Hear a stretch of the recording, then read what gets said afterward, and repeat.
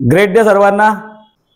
तुम्हाला माहिती आहे की जेव्हा एक सर्वे झाला, जगामध्ये एक सर्वे झाला, तुम्हाला माहिती वेगवेगळ्या विषयांवर संशोधन होत राहतं, तर एक संशोधन झालं आणि त्या संशोधनामध्ये असं विचारलं लोकांना की तुम्ही असे चाललेत रस्त्याने आणि तुमच्या समोर आला साप, तुम्ही रस्त्याने चाललेत आणि तुमच्यासमोर साप आला, साप समोरासमोर, आणि तुम्हाला 2 मिनिटानंतर मंचावर जाऊन स्टेजवर जाऊन भाषण द्यायचं आहे, तर सांगा तुम्हाला सापाची जास्त भीती वाटली का मंचावर जाऊन बोलण्याची जास्त भीती वाटली? असा प्रश्न लोकांना केला। दुसरा प्रश्न लोकांना विचारला की तुम्हाला उंच कड्यावर नेलं तिथं आणि तू खाली बघायला लावलं आणि उंच कड्यावरून बघितल्यानंतर त्याला विचारलं आता, आणि नंतर विचारलं की थोड्या वेळ 2 मिनिटात तुम्हाला मंचावर जाऊन भाषण द्यायचं आहे, तर सांगा बरं कड्यावरनं खाली बघताना जास्त भीती वाटली का मंचावर स्टेजवर जाऊन भाषण द्यायचं आहे त्याची जास्त भीती वाटली? हा दुसरा प्रश्न विचारला। आणि तिसरा महाभयंकर प्रश्न विचारला की समोर तुमच्या मृत्यू उभा आहे, मृत्यूबरोबर 2 हात करायचे आहेत, तेव्हा भीती वाटली का थोड्या वेळाने आता मला मंचावर जायचं आहे आणि मंचावर उभं राहून मला माझं भाषण ठोकायचं आहे तेव्हा जास्त भीती वाटली? तर तुम्हाला आश्चर्य वाटेल, तिन्ही प्रश्नांची उत्तरं लोकांनी दिली की आम्हाला सापाची भीती नाही वाटली जेवढी भीती वाटली, जेवढं त्या कड्यावरनं पडण्याची जेवढी भीती वाटली, इवन आम्हाला मृत्यूची जेवढी भीती वाटली त्याच्यापेक्षा जास्त भीती मंचावर आणि स्टेजवर जाण्याची वाटली।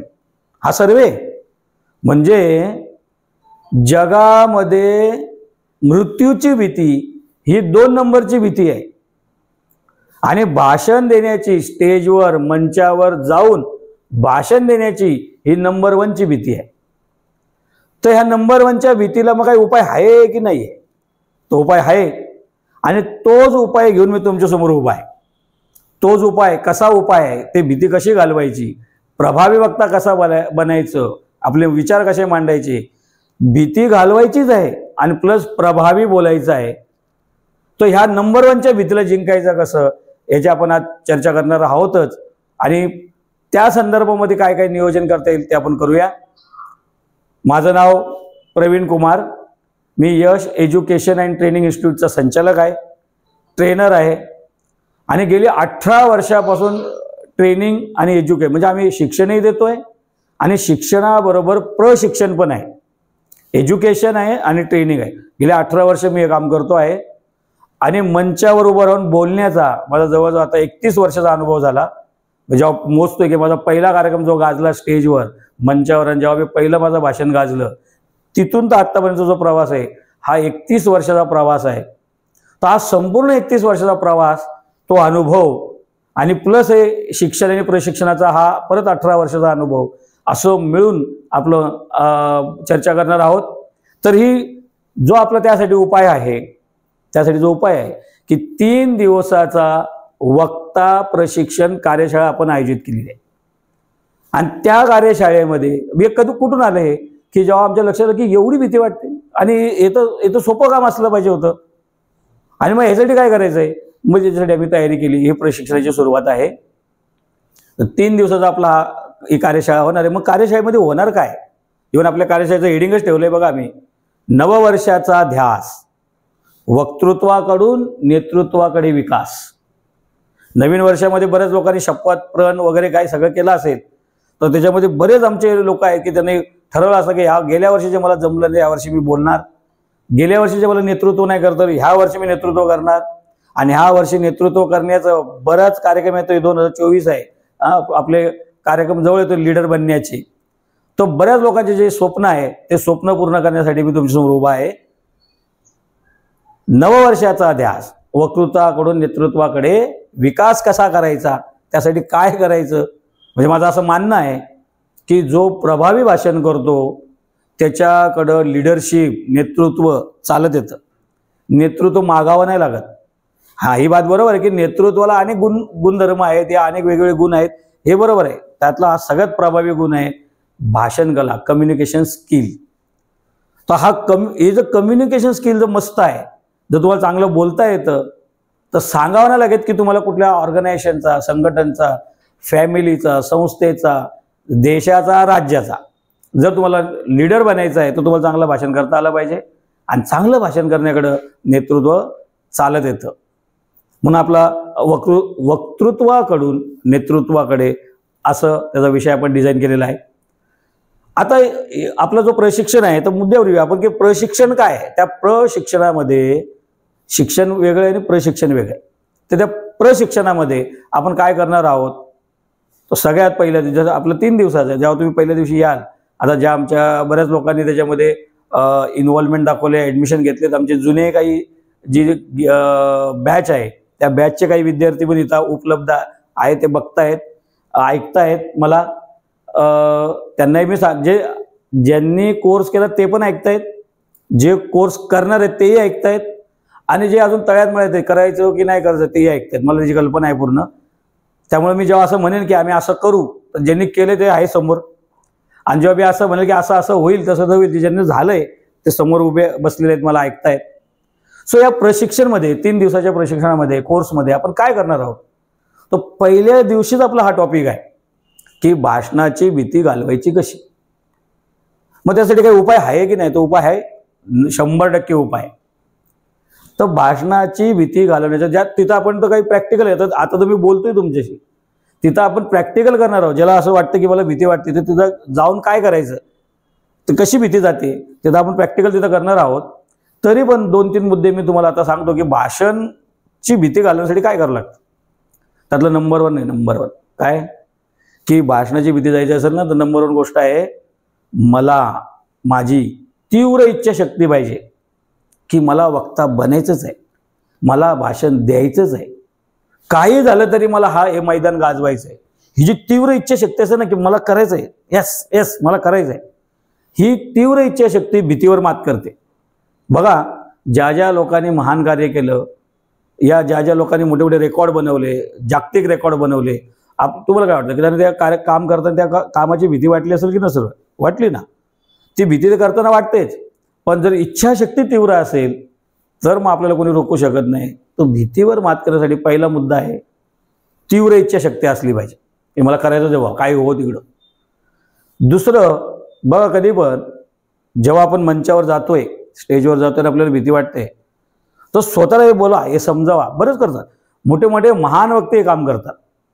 काय करायचं, स्टेजवर जाण्याच्या आधी स्वतःला हे बजावा. कसं बजावलं, इच्छाशक्ती असेल तर काय होतं माहिती आहे की मी जे समाजामध्ये विचार मांडणार, ज्या मंचावरून जे विचार मांडणार आहे त्या समाजाचं भलं होणार आहे, कुटुंबियांचं भलं होणार आहे, राज्याचं, देशाचं, येणाऱ्या पिढीचं, माझ्या मित्रपरिवाराचं, माझ्या कार्यकर्त्यांचं, माझ्या नेत्यांचं, माझ्या अनुयायांचं, ह्या सगळ्यांचं भलं जर होणार आहे माझ्या विचारातून, असे जर विचार मी मांडणार आहे तर काय केलं पाहिजे माहिती आहे की माझ्या भीतीपेक्षा माझे विचार मोठे आहेत, माझे विचार महत्त्वाचे आहेत. माझ्या भीतीपेक्षा माझा विचार मोठा आहे. माझी भीती मोठी नाही, माझा विचार मोठा आहे, माझं म्हणणं मोठं आहे. जेव्हा आपण असं स्वतःला फील करतो तेव्हा भीती कमी कमी कमी होते. जेव्हा भीतीला आपण मोठं समजतो आणि आपल्या विचाराला कमी समजतो तेव्हा आपण स्टेजवर जायला घाबरतो, मंचावर जायला घाबरतो. पण जेव्हा आपण असं मनात बोलू की माझे विचार इम्पॉर्टंट आहेत, भीती असेल माझी पण माझ्या विचारातून कोणाचं तरी भलं होणार आहे, माझ्या समाजाचं भलं होणार आहे, माझ्या पक्षाचं भलं होणार आहे, माझ्या कुटुंबियांचं भलं होणार आहे, माझ्या देशाचं भलं होणार आहे, ह्या तरुण पिढीचं भलं होणार आहे, अशा लोकांना, ह्या स्त्रीवर्गाचं भलं होणार आहे, सगळं असं मी भलं करणार. तर भलं करण्याचे विचार सांगायला मी का घाबरू, मी नाही घाबरणार, मी बोलणार. जेव्हा आपल्या भीतीपेक्षा आपले विचार मोठे मानतो ना तेव्हा आपल्याला भीती नाही वाटत. मग जे होईल ते होईल, मी बोलणार. तर भीतीवर मात करण्याच्या ह्या गोष्टी आहेत.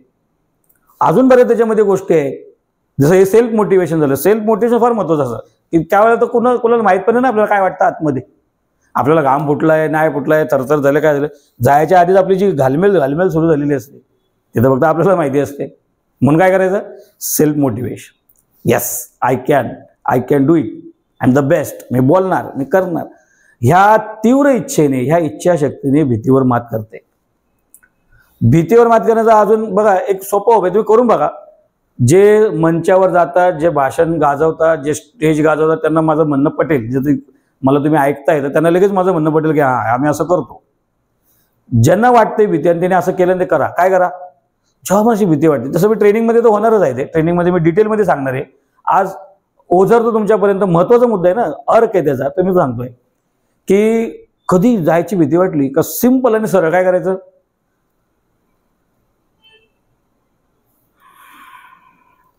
काय केलं मी,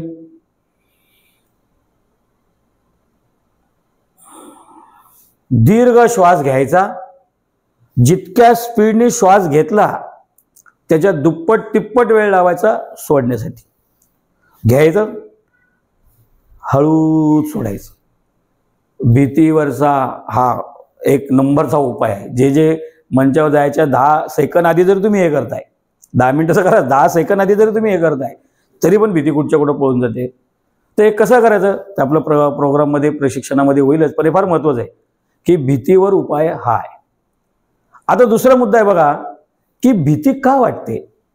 तर मी बऱ्याच लोकांना विचारलं का वाटते भीती. सर्वे आम्ही पण करतो, आम्ही भेटतो लोकांना, तर का वाटते भीती. तो काय हो भीती नाही हो, मला वाटतं बोललं पाहिजे सगळं, पण स्टेजवर गेलं ना, मंचावर गेलं ना, मी भाषणच विसरून जातो.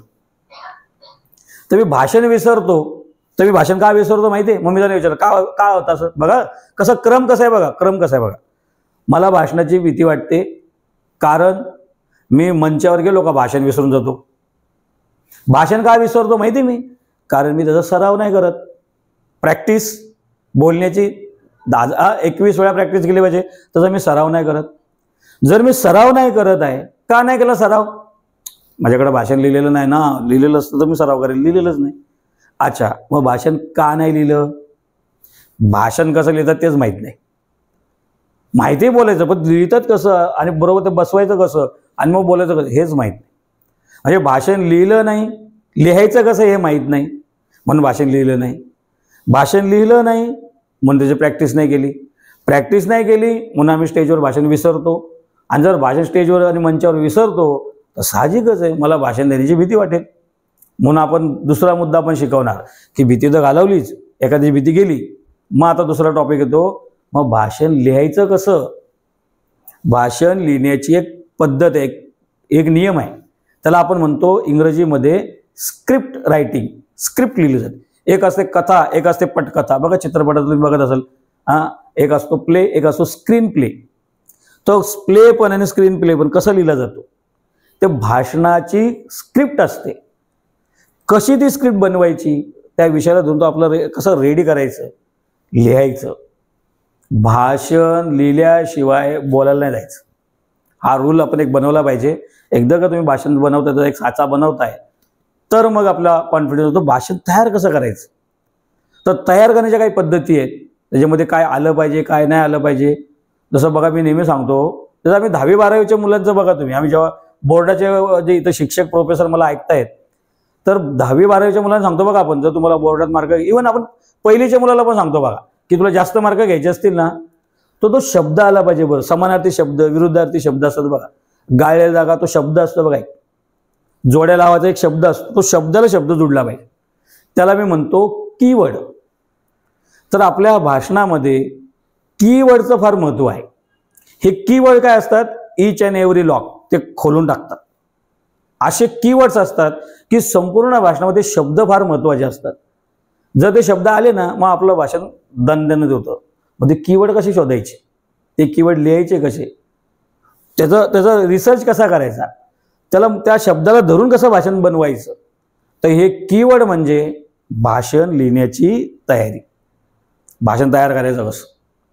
आता एखादं माझी भीती गेली, मला ते समजलं भाषण कसं लिहायचं, मी भाषण लिहिलं, पण भाषण मला लिहिता येतं, लिहिलं, गेलो स्टेजवर. आता सुरुवात कशी करू. सगळ्यात इम्पॉर्टंट आहे भाषणाची सुरुवात. आम्ही एका व्यक्तीला जेव्हा बोललो की साहेब भाषणाची सुरुवात करणं फार महत्त्वाचं असतं, ते शिकलं पाहिजे. तर त्यात काय शिकायचं, माझं भाषण रेडी, मग डायरेक्ट स्टार्ट. बोललो नाही, महत्त्वाचं आहे ना सुरुवात. म्हणून आपल्याकडे मराठीमध्ये एक म्हण आहे बघा, या इंग्रजीमध्ये म्हण आहे, मराठीमध्ये आपण ते वापरतो पण इंग्रजीतच बोलतात ती काय, first impression is last impression. तो पहिलं जे इम्प्रेशन आपलं पडतं ते शेवटपर्यंत टिकून राहतं मंचावर. तर पहिल्या इम्प्रेशनला फार महत्त्व आहे ना. आता बघा, जर तुमचं भाषण 10 मिनिटाचं आहे, भाषण जर 10 मिनिटाचं आहे, तो सुरुवात 1 मिनिटाची. पण तो 1 मिनिटं पुढचे 10 मिनिटं तुम्हाला ऐकायचं की नाही ऐकायचं हे श्रोते निर्णय घेऊन टाकतात. त्या पहिल्या मिनिटातच निर्णय घेतात की याला ऐकायचं की नाही ऐकायचं, हा माणूस काय कामाला आहे का नाही. तो 1 मिनिटं, तो 1 मिनिटं पण नाही, पहिले काही सेकंद, त्या पहिल्या काही सेकंदमध्ये जर तुम्ही बरोबर तुमची सुरुवात करताय तर मग लोक या श्रोते तुम्हाला महत्त्व ऐकताय. तर भाषणाची सुरुवात कशी करायची तुम्हाला माहिती आहे. भाषणाची सुरुवात करण्याचे जवळजवळ 20 प्रकार आहेत. 20 प्रकारे भाषणाची सुरुवात केली जाते. नॅशनल इंटरनॅशनल लेवलला 4-5 गोष्टीचा सर्रास वापर केला जातो. 4-5 गोष्टी अशा आहेत की त्या वापरतातच भाषण सुरुवात करताना. मोठे मोठे दिग्गज नेते, महान लोक, महापुरुष, महान लोक, दिग्गज नेते, महान वक्ते 4 प्रकारचा वापरतात सुरुवातीचे. आपण असे त्यातले 20 प्रकार डिस्कस करणार आहोत, बोलणार आहोत, डिस्कस करणार आहोत आणि ते तुम्ही कसं बनवायचं ते मग ट्रेनिंगमध्ये सुरू होऊन जाईल. तर भाषण सुरू करण्याचे हे 20 प्रकार काय आहेत ते आपण चर्चा करू. की जसं बघा की भाषण सुरुवातीचं महत्त्व कसं आहे की तुमची एक आपली पद्धत असली पाहिजे सुरुवातीची. जसं मी जर आता असं बोललो की भाइयों और बहनों, तर समोर एक व्यक्ती येते बघा, हां येते, ते बोलतात तेव्हा त्यांची एक पद्धत आहे बघा, भाइयों और बहनों, का आपल्या समोर एक व्यक्ती येते, हां फक्त 2 शब्दातच आपल्याला कळतं की ही ती व्यक्ती आहे. किंवा जर कोणी बोललं अरे नमस्कार देवी और सज्जनो, तर देवी और सज्जनो म्हटलं का कोण माणूस बोलतो देशामध्ये, पुऱ्या देशात आपल्याला माहिती आहे हे आलं वाटतं कोण बनेगा करोडपती. तर देवी और सज्जनो, माता आणि भगिनींनो. आता माता आणि भगिनींनो पण लोकांना माहिती की कोण बोलणार आहे. बंधू नाही बोललं तरी चालतं, पण त्याने एक आपली पद्धत डेव्हलप केली, एक सुरुवात, मी अशीच सुरुवात करणार, मी असंच बोलणार. किती सेकंदचा काळ आहे तो, किती सेकंद लागतं त्याला, पण एक तुमची एक पर्सनॅलिटी असे, तुमच्या व्यक्तिमत्वाला अनुसरून तुमची सुरुवात असली पाहिजे, तुमच्या विषयाला अनुसरून तुमची सुरुवात असली पाहिजे, श्रोत्यांना अनुसरून सुरुवात असली पाहिजे. ती सुरुवात फार महत्त्वाची आहे. त्याचं एक मोठं जागतिक उदाहरण आहे बघा, सुरुवातीचं जागतिक उदाहरण आहे स्वामी विवेकानंद. सगळ्यांना माहिती आहे स्वामी विवेकानंद जेव्हा पहिल्यांदा त्या शिकागोच्या परिषदेला गेले होते सगळ्यांना माहिती आहे. एक गोष्ट सगळ्या लहान मुलांना पण माहिती आहे, पण त्याचं महत्त्व बघा आपण भाषण कलेमध्ये कधी वापरलंच नाही. की जेव्हा ते भाषण करायला तिथे गेले, जगातले सगळे लोक तिथं बसले होते आणि जगातल्या लोकांसमोर त्यांना बोलायचं होतं. काही मिनिटच बोलायचं, त्यांना सांगितलं 4-5 मिनिटं बोलायचं तुम्हाला, ते तुमची बात भारताचा प्रतिनिधी म्हणून त्यांना बात मांडायची होती. तर तिथं सगळे भाषण सुरू करायचे, ladies and gentlemen, ladies and gentlemen, ladies and gentlemen, लोक टाळ्या वाजवायचे, वा वा वा. मग स्वामी विवेकानंद जेव्हा उभे राहिले आणि त्यांनी पहिला शब्द, भाषणाची सुरुवात काय बोलले सगळ्यांना माहिती आहे, ब्रदर्स अँड सिस्टर्स. काय बोलले ते, बंधूंनो आणि भगिनींनो. ह्या 2 शब्दावर जेवढा वेळ त्यांना भाषण द्यायला दिला होता तितक्या वेळ तर टाळ्या वाजवत होत्या की हे काही नवीन या माणसाने सुरू केलं, बंधू आणि भगिनींनो, ब्रदर अँड सिस्टर. असं जगात त्यावेळेला कोण बरं ती धार्मिक परिषद होती तरी पण कोण बोललं नव्हतं. हे भाषणात बघा, स्वामी विवेकानंद जाऊन इतके वर्ष होऊन गेली, तो काळ चेंज झाला, आज काळ वेगळा आहे, तरी पण आपण ही गोष्ट शाळेमध्ये, कॉलेजेसमध्ये शिक्षक, प्रोफेसर हे उदाहरण देऊन सांगतात. भाषणाची सुरुवातीमुळे ते आज जगामध्ये फेमस होऊन गेले. बाकी त्यांचं जे कार्य त्याबद्दल तर वादच नाही, तो काही प्रश्नच नाही, पण सुरुवात बघा त्यांची ही गोष्ट प्रकर्षाने लोक समजवतात. तर भाषणाची सुरुवात जर एवढी इम्पॉर्टंट गोष्ट आहे तर तिच्याकडे आपण दुर्लक्ष का करतो. बरेच पट्टीचे वक्ते, महान वक्ते, ज्यांना आपण मानतो, ज्यांना ऐकायला जातो की यांचं ऐकलं पाहिजे, फार मस्त बोलतात, त्यांना पण जर तुम्ही ऐकलं, त्यांना पण बऱ्याच वेळेला ती सुरुवात गडबड करून टाकते, बऱ्याच वेळा भाषण पडतं. म्हणून first impression is last impression जर आहे तर भाषणाची सुरुवात शिकली पाहिजे. मग आपण भाषणाची सुरुवात कशी करतो, त्याचे काही ते 20 मुद्दे जे आहेत ते, आता 20 मुद्द्याचे जे डिस्कशन, तर आता वेळेचा आहे मुद्दा की 20 मुद्दे आता नाही होणार, ते 3 दिवस लागतात सगळं चर्चा करायला, म्हणून 3 दिवस आहे ना. तर 3 दिवस आपण त्याच्यावर चर्चा करणार. एक टॉपिक संपला का ते मग पुढचे 3 दिवस ते सारखा आपण त्याचा वापरणार आणि तुम्ही कुठं वापरलं गेलं ते तुमच्या नंतर लक्षात येतं बरोबर. तर हा एक मुद्दा आहे. आता भाषणाची सुरुवात तर केली, मग भाषणाची सुरुवात कशी करायची नाही. बघा हे सगळं सांगतात की भाषणाची सुरुवात अशी करायची, मग कशी नाही करायची. तर कधीही भाषण सुरुवात करताना बरेच लोक बोलतात बघा, बरेच लोक बोलतात की तुम्ही मला बोलवलं पण माझी काही तयारी नाही ह्या विषयावर, पण आता बोलतोय तर तुम्ही सांगितलं तर मी बोलतोय, संपला.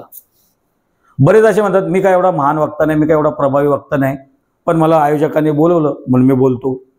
चूक चूक. का तुम्ही श्रोत्यांना सांगून टाकलं की मी तेवढा प्रभावी नाही, तुम्ही मला ऐकायला आलेत, मी त्या काय कामाचं नाही, तर त्यांचा अपमान नाही का तो? मग जर तुम्ही श्रोत्यांचं समोर समजदार तुमच्यापेक्षा विद्वान लोक खाली बसलेत आणि तुम्हाला ऐकतायत, तर ते तर पहिल्याच येतं म्हणते अरे मला काय ऐकायचं, तर हॉल खाली व्हायला सुरुवात होतो. तो सुरुवात करताना कधी निगेटिव्ह सुरुवात नाही करायची. जे आहे ते असंच आहे, मी जे बोलतो तेच बरोबर आहे, आता याच्या पुढे काही नाहीये, अशा आविर्भावात अशा कॉन्फिडन्सनी आपण सुरुवात केली पाहिजे. सुरुवात काही सेकंदची आहे, पण ती फार महत्त्वाची आहे. मग तुम्ही सुरुवात एखाद्या काव्यपंक्तीने करू शकता, शोरशायरीने करू शकता, कुठल्या तरी महान व्यक्तीचं एखादं वाक्य घेऊन सुरुवात करू शकता, प्रश्न विचारून सुरुवात करू शकता, एखादा किस्सा, एखादं उदाहरण ते सांगून तुम्ही सुरुवात करू शकता. सुरुवात करण्याचे एवढे प्रकार आहे. एखादी घोषणा देऊन, महापुरुषांच्या नावाची घोषणा देऊन, किंवा तुम्ही ज्या चळवळीसमोर बोलताय, चळवळीसमोर जी चळवळ चालू आहे त्या चळवळीच्या संदर्भातली एखादी घोषणा तुम्ही देताय स्टार्टला, आणि घोषणा देऊन मग तुम्ही तुमची सुरुवात करता, ती पण सुरुवात आहे. तर सुरुवातीचे एवढे प्रकार आहेत. आपण डेव्हलप केलं पाहिजे की मला काय करायचंय, माझी काय. जसं मी बघा आता तुम्हाला सगळ्यांसमोर ग्रेट डे बोललो, मी ना बंधू भगिनी बोललो ना काय बोललो, माझं ग्रेट डे हे माझं मी डिसाईड केलं की माझी स्टार्ट अशीच असेल.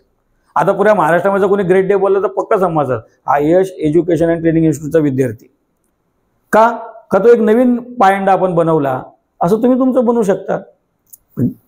सुरुवात आणि कशी नाही करायची, ताशी नाही करायची. निगेटिव्ह नाही बोलायचं, कमीपणा नाही घ्यायचा, स्वतःला कमी नाही लेखायचं. जर तुम्ही स्वतःलाच कमी लेखताय तर लोक तर बसलेच तुम्हाला मग चिडवायला, तर हे कधीच नाही करायचं. तर भाषणाचे बघ कोणी म्हणाले मला भीती नाही वाटत, मी भाषण पण लिहिलंय, स्वरूपात पण दणदणीत आहे एकदम मस्त. मग आता येतो भाषणाचा मध्य. भाषणाचा मध्य काय भानगड आहे? बरेच लोक भाषणाचा मध्य म्हणजे काय, तुम्हाला ट्रेनिंगमध्ये पण एकाने प्रश्न विचारला, सर तुम्ही आम्हाला म्हणजे दुसऱ्या का तिसऱ्या दिवशी प्रश्न विचारला, सर भाषणाचा मध्य पण शिकवा. भाषणाचा मध्य म्हणजे काय? संपूर्ण तुमचं भाषण म्हणजेच भाषणाचा मध्य. भाषण हेच भाषणाचा मध्य आहे. मग जेवढे तुम्ही भाषण देणार आहात तो मध्य देणार आहे, जो भाषणामध्ये जो वापरणार आहात ते मध्ये काय सगळं बोलायचंय तेच तर ट्रेनिंग आहे. मग बऱ्याच लोकांना ते मध्य नाही समजत. मध्य काय मग? की जो तुम्ही विषय घेतलेला आहे, ज्या विषयावर तुम्ही बोलताय, कसं बोलायचं, काय करायचं, उदाहरण कुठं द्यायचं, एखादी गोष्ट सांगणं, की त्या मुद्द्याला धरून एखादी गोष्ट तुम्ही सांगितली की माझी अशी गोष्ट आहे. एकदा असं जसं आता फॉर एक्झाम्पल की तुम्हाला सांगायचं आहे की शिवाजी महाराजांचं युद्ध हे गनिमी काव्याचं युद्ध होतं, शक्तीपेक्षा युक्ती श्रेष्ठ असते. शिवाजी महाराजांनी जगामध्ये सिद्ध केलं की तुमच्याकडे शक्ती जरी कमी असली तर तुमच्याकडे जर युक्ती असेल तर तुम्ही किती मोठं संकट परतून लावू शकता आणि तुम्ही तुमचं स्वराज्य निर्माण करू शकता. आता ही गोष्ट समजवायची. तर लहान मुलांना कसं कळलं शक्तीपेक्षा युक्ती श्रेष्ठ? या महिला वर्ग या कोणी आपले जे काय ऐकले बसलेत की तू मुद्दा क्लिअर करायचा आहे, तर मग गोष्ट सांगा. चल रे भोपळ्या टुणूक टुणूक. मग चल रे भोपळ्या टुणूक टुणूक हे काय? शक्तीपेक्षा युक्ती श्रेष्ठ. की वाघाला ते काय बोलते की बाबा माझं जाईन, तू रोटी खाईन, असं करीन तसं करीन, जाडजूड मग मला खा, आणि मग ती निघून जाते. शक्तीपेक्षा युक्ती श्रेष्ठ. मग तुम्ही काय केलं त्याची गोष्ट जोड. तर भाषणाच्या मध्ये जर गोष्ट येत असेल तर फार इम्पॉर्टंट आहे. किंवा किस्से कहाण्या ते यायला पाहिजे. सगळ्यात महत्त्वाचं भाषणाच्या मध्ये जर तुम्ही स्वतःचे अनुभव सांगता, तुमच्या आयुष्यातले जीवनातले जर अनुभव तुम्ही कथन करता जे खरे आहेत, काय पण थापा नाही मारायचे बरं. श्रोत्यांना कळतं की हा खरं बोलतो का खोटं बोलतो. बरेच मोठे मोठे वक्ते ट्रेनर पण काही त्यांचं मार्केटिंग करण्यासाठी म्हणा या त्यांची ते कोण आहे ते सांगण्याच्या भानगडीत म्हणा असं काय बोलून जातं की समोरच्याला कळतं की नाही नाही नाही हे काय वगैरे फेकतोय. ते काय बोलतात आणि ते कसं करतात त्यांच्या बोलण्यावरूनच समजतं. तर खोटं नाही बोलायचं, खरं जे वाटतं आतून जे वाटतं ते आपण बोललं पाहिजे. तो येतो आपला भाषणाचा मध्य. भाषणाचा जो आतमध्ये जो कार्यक्रम चालतो तो जवळजवळ त्याचेही 10 ते 12 प्रकार आहेत की ते एक्सप्लेन कसं करायचं. जसं तुम्ही सांगितलं की आपल्या मेंदूमध्ये ते जे न्यूरॉन्स काय म्हणूया आपण तंतू, मराठीमध्ये आपण तंतू, आपला मेंदू तंतूने बनले. तर तुम्ही असं सांगितलं की आपल्या मेंदूमध्ये अरबो खरबो तंतू आहेत. हे तुम्ही एक्सप्लेन करताय, मेंदूबद्दल तुम्ही माहिती देताय. तुमचं भाषण आहे, सायन्सच्या मुलांसमोर भाषण आहे, या सायन्सच्या डॉक्टरांसमोर भाषण आहे आणि तुम्ही मेंदूबद्दल बोलताय आणि अरबो खरबो आपले तंतू आहे ते पटकन न लक्षात येत. मग तुम्ही असं म्हणा की ते तंतू जर एकत्र केले आणि तिथून जर त्याचा एक धागा बनवला, तो एवढा लांब धागा बने आपल्या मेंदूचा तंतूंचा की पृथ्वीपासून चंद्रावर जाऊन चंद्रावरनं परत पृथ्वीवर येईल, एवढा लांब धागा बनेल.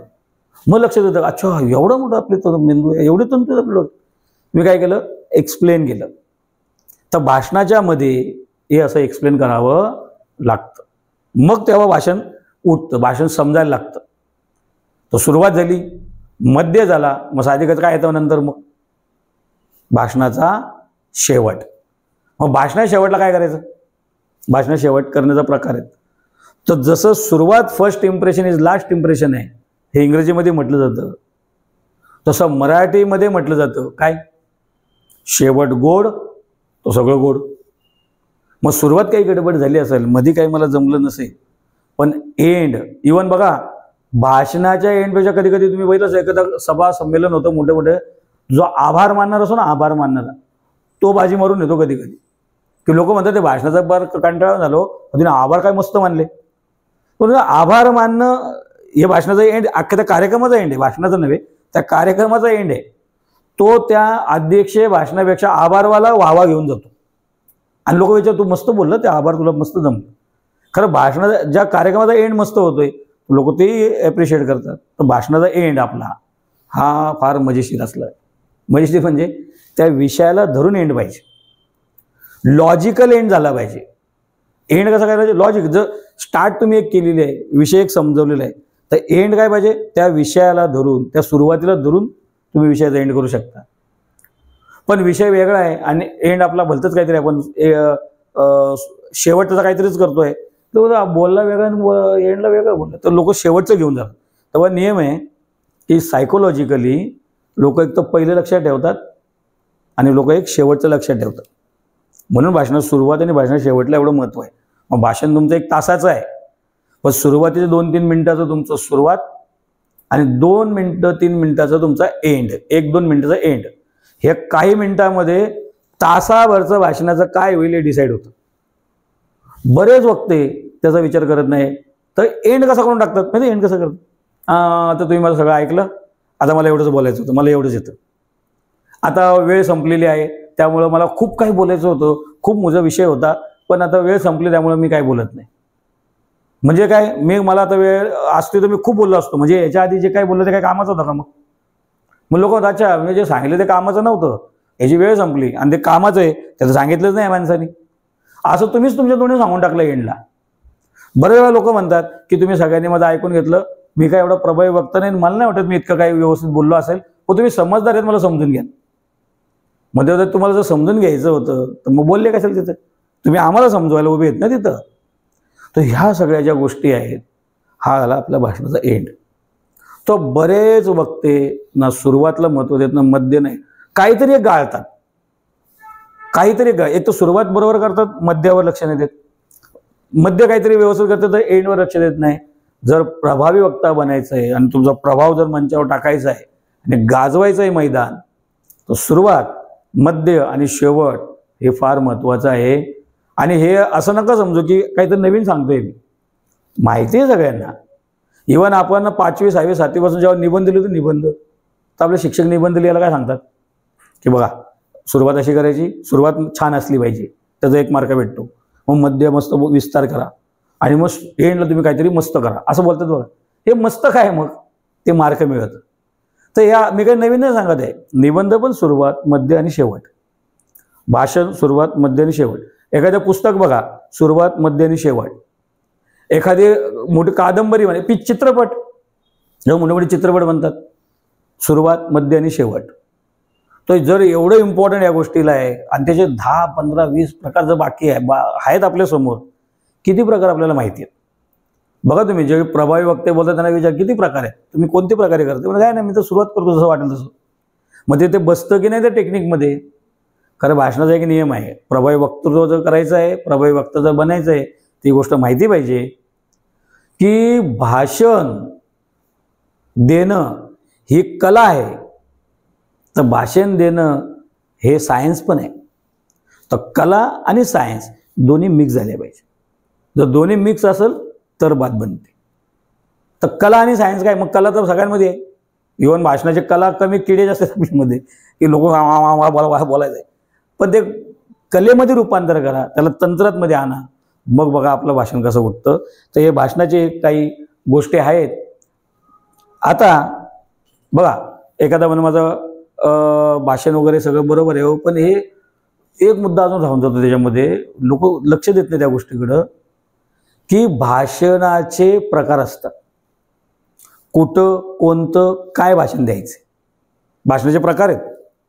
मग तुम्ही कोणाला प्रेरित करण्यासाठी भाषण देताय, काही माहिती सांगण्यासाठी भाषण देताय, काहीतरी तुम्हाला लोकांना मोटिवेट करायचं, कृती करायची, व हे करा, हे शिका आणि हे करा, जसं मला मतदान द्या, माझ्या पक्षालाच मत द्या, हे काय, किंवा ह्या दिवशी जाऊन मतदान करा, लोकशाही वाचवा, ह्या दिवशी ह्या कार्यक्रमाला या, असं तुम्हाला बोलायचं आहे, ते भाषण.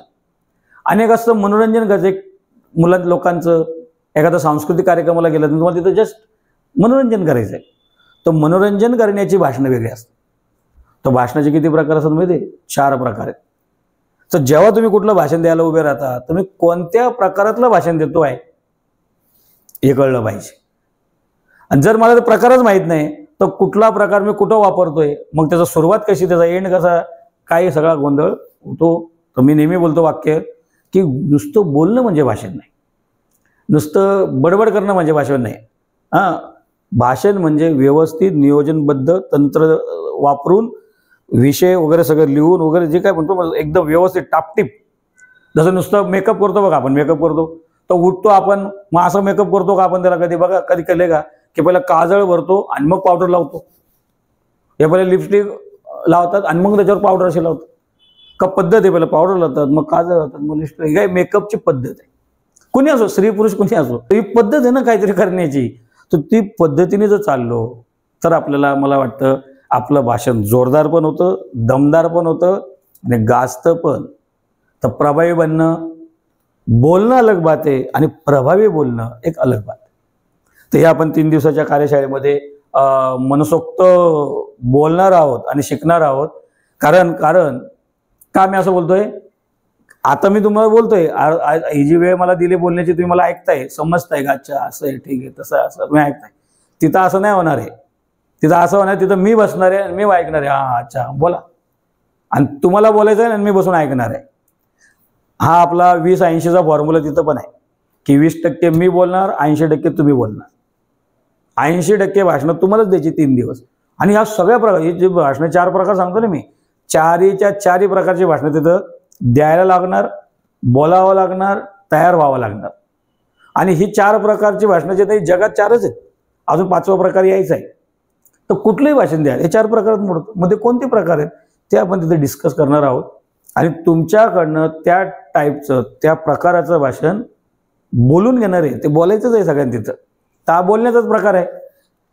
आता बोलायला लागलो आपण, मग भाषण लिहून झालं, माझी हिंमत पण वाढली, मला सुरुवात, मध्य, एंड सगळं कळलेलं आहे, एकदम ओके, आय एम रेडी. मग चूक कुठं होते, मग होते माहिती आहे का, असं गेला का मंचावर काय करायचं. गेलो मी भाषण द्यायला, गेलो स्टेजवर बसलो, मंचावर बसलो. तर बघा, मंचावर तुम्ही उतरलात, पब्लिकमधनं मंचावर चाललात, तर तुम्ही मंचावर जाण्यापर्यंत बसल्यानंतर थोडे काही सेकंद या काही मिनटं, काही तास बसले तुम्ही तिथं, 1 तास कार्यक्रम चालतो आणि तिथून तुमचं नाव पुकारलं जात आहे, तिथून उठून तुम्ही माईक समोर येत आहे. त्या 3 प्रक्रिया केल्या तुम्ही. एक, तुम्ही मंचावर गेले, एक मंचावर बसले, आणि एक आता तुम्ही उभे राहिले मंचावर बोलण्यासाठी. 3 प्रकार गेले. तर ह्या 3 मध्ये पण काही लोक एक प्रकार सोडून देतात. तिन्ही प्रकार महत्वाचे आहेत.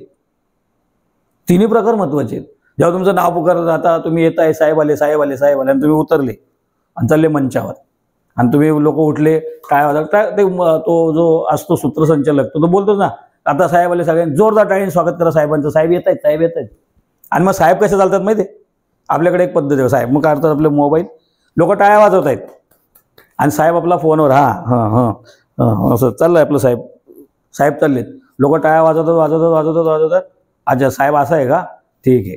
साहेब मंचावर बसले का लोक आपली घरी, श्रोते घरी, साहेब धन्यवाद. साहेब म्हणतो काय झालं, आग्याला का उठून मला बघून, काय साहेबाची एंट्री. बघा एक नेहमी माना न माना, श्रोते मायबाप बोलतात बघा, श्रोते मायबाप, तसे मतदार मायबाप, शिक्षकासाठी विद्यार्थी मायबाप आहे बरं. जर ते नाही तर तुम्हाला कोण विचारणार आहे, श्रोते नाही तर त्या वक्त्याला कोण विचारणार आहे. श्रोते आपले मायबाप आहेत, त्यांचा रिस्पेक्ट तर करा. मग मंचावर जाण्यापासून, बसण्यापासून, बोलण्यापर्यंत हा सगळा प्रकार श्रोते तुम्हाला बघत असतात. मग काय करायचं, मग निघाले तुम्ही, मग चाललेत, आता मंचावर निघाले असे चाललेत, मंचावर येत आहेत लोक, टाळ्या वाजवतात. मग काय करा, तो मोबाईल जो आहे तो पहिला खिशात टाका, बंद, मंचावर जाईपर्यंत नाही घ्यायचं. आणि कसं मग कोणी अरे हां शेवटच्याला करा, काहीतरी करू नका, तुम्ही त्याला रिस्पेक्ट करा. हां सर ओके, हात मिळवा, कोणी समोर येतो बघा, अरे साहेब हां, असं तुम्ही जेव्हा सगळ्यांना रिस्पेक्ट देत मंचावर जाता तर लोक म्हणतात मला बघितलं साहेबांनी, मला हात पण केला, मला हायबाय पण केलं, ऐकलं पाहिजे साहेबाला, ऐकलं पाहिजे. मग साहेब काय का बोलेल, तो ऐकणार का? एवढ्या लोकांमध्ये तर हात केला ना तुम्ही. हा जो ॲटिट्यूड आहे, हा जो दृष्टिकोन आहे, बरं का ना, काय लोक बसले, एवढे बसतील ऐकतील, बरं ऐकतील मजबुरी नाही, पण ते तुमचं नाही ऐकणार. ज्यांनी त्याला बोलवले त्यांच्यासाठी ते बसतात, आयोजकांमुळे बसतात, तुमचं भाषण त्यांना पटतच नाही, काय बोललं काय माहिती बोलत. ॲटिट्यूड फार महत्त्वाचा असतो. तो ॲटिट्यूडचा आपण निगेटिव्ह अर्थ घेतो बरं. ॲटिट्यूड म्हणजे आपण अर्थ कसा घेतो ॲटिट्यूडचा, म्हणजे इगो. आपण तसं नाही, ॲटिट्यूड म्हणजे दृष्टिकोन. त्या अँगलनी बघा की लोक मला कसं बघतायत. मग तुम्ही बरं तुमचं ड्रेसिंग, तुमचे कपडे लत्ते, विषय कोणता आहे, तुम्ही कसे चालले तिथं, ते फार महत्त्वाचं असतं. ते पण येतं, कारण वक्ता आणि व्यक्तिमत्व हे एकच आहे. जर तुमचं व्यक्तिमत्व प्रभावी आहे तर तुमचं वक्तृत्व पण प्रभावी असं लोक मानतात, बघतात. तर तुमच्या व्यक्तिमत्वावर पण काम केलं पाहिजे. मग तुमच्या कपड्यापासून, चप्पल बुटापासून, तर तुम्ही दिसता कसे आणि तुम्ही चालताय कसे, हे सगळे मंचावर जाण्याचा हा प्रकार झाला. गेले, बसले, तर बसतात कसे, मग लोकांनी केलं, तुम्ही आय बाय केलं, ठीक आहे, आणि बसले, आणि मंचावर बसले, आणि तो जो चेअर असते बघा, काही असे बसतात बघा, असे बसतात बघा, या मग असे बसतात, या त्या टॅबला अशा हात ठेवतात बघा, किंवा मग इकडं असं बघतात, इकडं असं काही, तर असे बसतात बघा मंचावर, असे काही असे बसतात. ही जे सगळं जे बॉडी लँग्वेजमध्ये हे रॉंग आहे, हे चुकीचं आहे. हे मी असं स्ट्रेट समोर त्यांच्या बसलं पाहिजे. मग बसण्यासाठी असं व्यवस्थित बसलं पाहिजे, बघितलं पाहिजे व्यवस्थित. तुमची जो रुबाब आहे, या तुमच्यासाठी जो मान सन्मान त्यांनी तुम्हाला दिला आहे, तर तसं राहायला पाहिजे ना तिथे जाऊन. तो मंचावर जाण्यापासून मंचावर उतरेपर्यंत माहिती किती गोष्टी आहेत, 32 गोष्टी आहेत, 32 ज्यावर लक्ष द्यावं लागतं. 32 प्रकारच्या गोष्टी ज्यावर लक्ष द्यावं लागतं. मंचावर जाण्याच्या आधी, मंचावर बसले आणि उठून तुम्ही बोलले आणि खाली उतरले, हा जो सगळा प्रक्रिया आहे ना, ही सगळी प्रक्रिया 32 टॉपिक आहे त्याच्यामध्ये, छोटे बारीक. जर त्याच्यात लक्ष नाही दिलं, मग आपलं वाटतं मी सगळं बोललो, सगळं झालं, दणदणीत झालं सगळं, लोक खुशीचे नाही वाटले, एवढ्या लोक मजा नाही आली लोकांना. काय वाटलं, भाषण तर मस्त झालं माझं, मी तर किती तयारी केली बघा, हा विषय कसा मांडला. मग तुम्ही कुठं गडबड केली, ती गडबड आहे. मग तिथं झालं, आता गेले मंचावर जाऊन बोलताय बसतं उभे, समोर माईक आहे. माईक कसा असला पाहिजे, माईकला हात लावायचा की नाही लावायचा, ते पोडियम कधी पोडियम असतं. जुनी आपली जी पारंपरिक पद्धती पोडियमची आहे, मग काय त्या पोडियमवर असे ठेवतात, हात ठेवतात असे आणि असे बोलतात. काय त्या पोडियमवर झोपाचंच बाकी ठेवतो, असंच असतात बघा. जर आता हाताला असा बगलेत घेऊन त्या पोडियमला घेऊन बोलतात बघा. काही त्या माईकवर असा टाक टाक टाक का फुक फुक फुक करतात बघा. हे जे सगळे प्रकार, हे सगळं भाषण पाडण्याचे प्रकार आहेत. मग तुम्ही प्रभावी बघतात आणि तुम्ही त्या कार्यक्रमाचे मालक जरी असले, ओनर, की तुम्हीच तो कार्यक्रम ऑर्गनाईज करता, तुम्हीच त्याच्या आहेत काहीतरी, तरी पण लोक तुम्हाला नाही ऐकणार. त्यामुळे ते व्यवस्थित केलं पाहिजे. एवढ्या सगळ्या बारीक सारीक गोष्टी हे भाषण कलेमध्ये येतात. भाषण कला म्हणजे उठला आणि बोलला आणि आला. बोलणं म्हणजे भाषण कला नाही, बोलणं म्हणजे भाषण कला नाही. भाषण कला एक टेक्निक आहे. मग ती पण झाली. मंचावरनं उतरला, खाली गेला, खाली जाताना परत नाही उतरला, आपला गाडला, हां चालू बाय हां चालू. तर लोक मग पुढच्या वेळेला येणार नाहीत मग परत.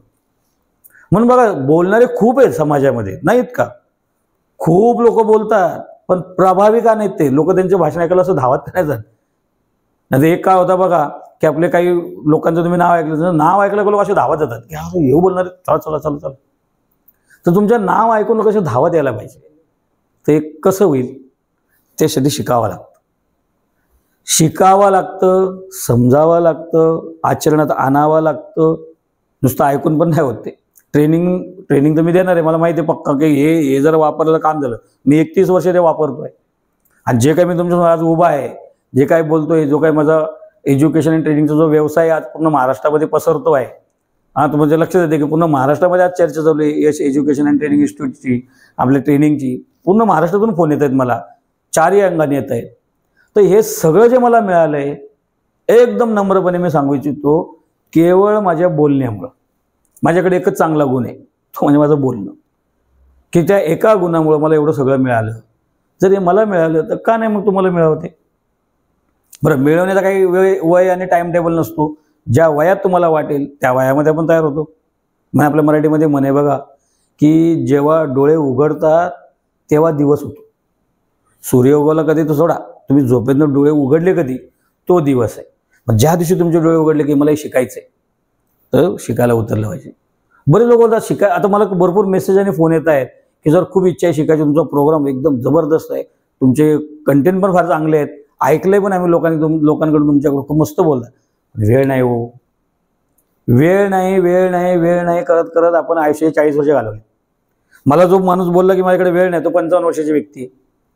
म्हणजे 55 वर्ष शिकण्यासाठी वेळ नाही भेटला, मग आता कोणत्या वर्षी वेळ भेटेल सांगा? आता समजा 85व्या वर्षी वेळ मिळाला, करणार काय त्याचं ते?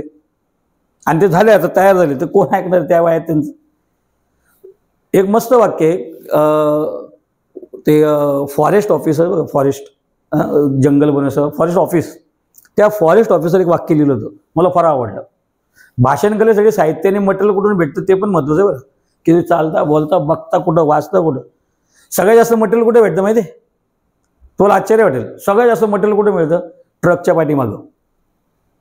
ट्रकच्या पाठीमागं लिहिलं असतं बघा, रिक्षाच्या मागे चालता चालता बोर्ड लिहिले असतं बघा. हे भाषण कलेचं एवढं मटेरियल भेटतं, त्याच्यात एवढं मटेरियल जे पुस्तकात नाही सापडत कधी कधी. सो लॉजिक आणि असं काही दिमाग त्यात लावलेलं असतं. तर ते वाक्य मला मस्त वाटलं, त्या फॉरेस्ट ऑफिसवर लिहिलं होतं. काय वाक्य होतं? की झाड लावण्याचे टायमिंग असतो. तर झाड लावण्याचे 2च टाईम आहेत जीवनामध्ये, 2 असं ते लिहिलं होतं. काय लिहिलं होतं? की झाड लावण्याचे 2 टाईम आहेत. एक 20 वर्षापूर्वी झाड लावायला पाहिजे होतं, ते झाड जंगल बनलं, नाही लावलं. मग दुसरा टाईम कोणता माहिती झाड लावण्याचा? आज, आत्ता झाड लावाल तर काय होईल ना? 20 वर्षापूर्वी झाड लावलं नाही, आता हे वाटतं जंगल झालं पाहिजे, वेळ नाही, 20 वर्षानंतर लावू, तर काय करायचं त्याचं? तो वेळ का नाही? तर मी नेहमी बघा आमच्या लोकांना बोलतो, ज्यांनी मला खूप ॲप्रिशिएट केले, मला त्यांचं बोलण्याने मी मोटिवेट पण झालोय. म्हणजे जेव्हा कुठं वाटतं ना आपल्याला की काही गडबड आहे का माझ्या ट्रेनिंगमध्ये, त्याच्या बोलण्याने मी मोटिवेट झालो की एक नंबर सर, तुम्ही किती भारी व्यस्त होतोस. मग वेळ नाही. तर हा वेळ काढण्यासाठी मी नेहमी बोलतो बघा की आपण आयुष्यभर आपल्या कुटुंबासाठी काम करतो, आपल्या व्यवसायासाठी, बिझनेससाठी काम करतो, आपण आपल्या समाजासाठी काम करतो, आपण आपल्या देशासाठी काम करतो. बिलकुल करतो, का नाही करत? जो वक्ता त्याला म्हणायचा तो समाजामध्ये उतरलेलाच माणूस असतो. त्याला समाजाचं भलं करायचं आहे, त्याला लोकांचं, येणाऱ्या पिढीचं भलं करायचं आहे, गेलेल्या पिढीचं पण भलं करायचं आहे, सगळ्या जगाचं भलं करायचं आहे.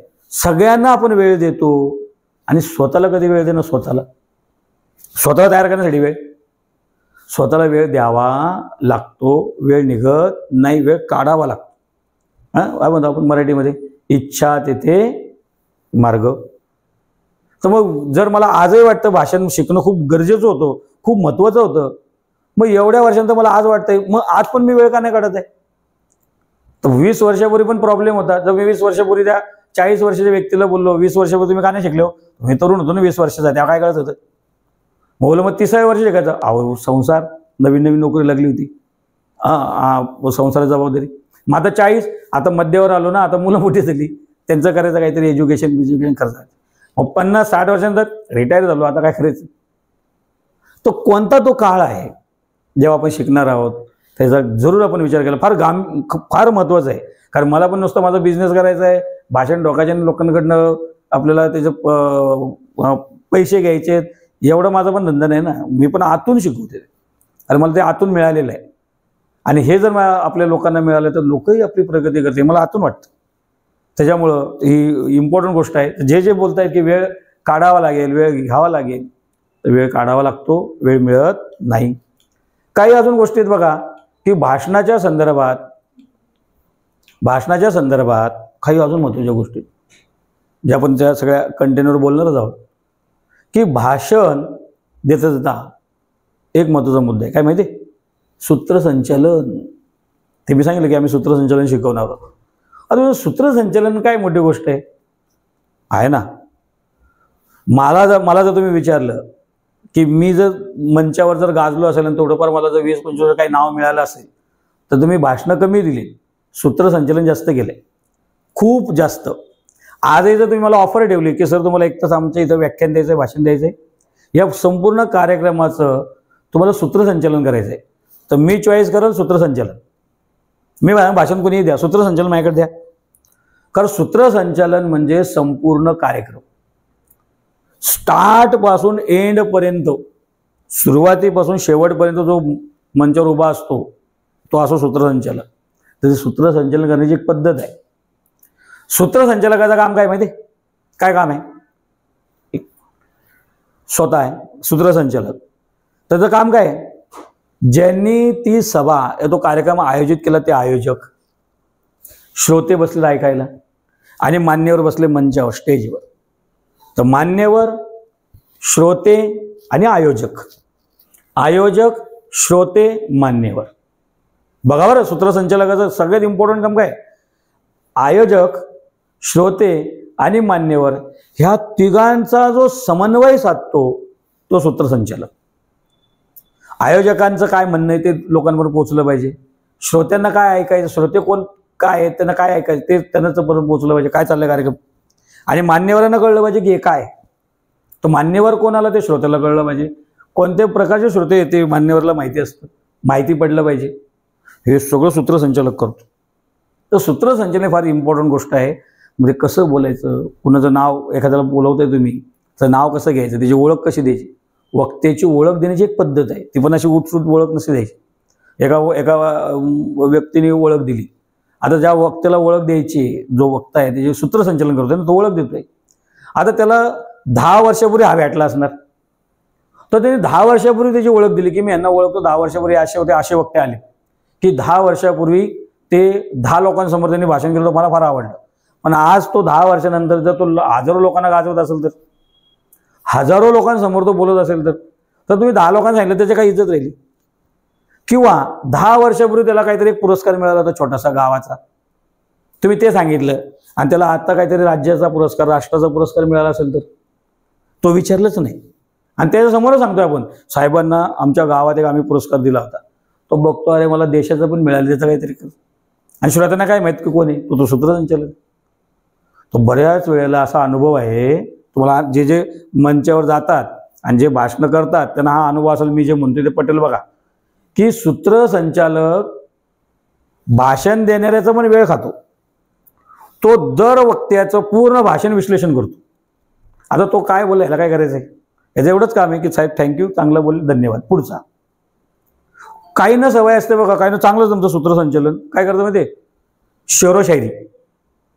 शेरोशायरी हे सूत्रसंचालकाला लागले रोग आहे, रोग. तो उठसूट रोग आपला चालला आला का, ह्याला एक शेर मारे, ह्याला एक काव्य बोल, प्रत्येकाचं नाव आला का काव्य, नाव आला का काव्य, नाव आला. लोक अरे बास रे, लोकांना श्रोत्यांना ते आवडत नाही. पण त्याला असं वाटतं की मी किती भारी तयारी केली. तर एक काव्य बोलला, एक शेर बोलला, त्याच्यामध्ये कमीत कमी 10-15 मिनिटाचं अंतर जाऊ द्यायला पाहिजे. पण 10-15 मिनिटांना दुसरं एक काहीतरी यायला पाहिजे, तिसरं यायला पाहिजे. तर पुऱ्या 1 तासाच्या कार्यक्रमात तुम्ही 4च वाक्य शेर बोलले, या 4च काव्यपंक्ती बोलले, तरी ते प्रभावी आहे. लोक 40 बोलतात.